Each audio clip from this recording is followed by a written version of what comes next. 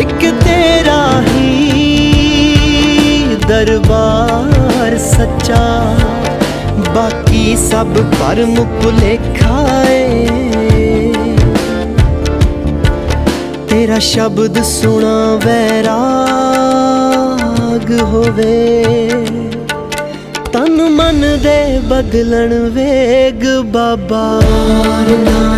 वार नानक सब थाए ओंकार नानक, हार नानक पार नानक सब थाए क्यों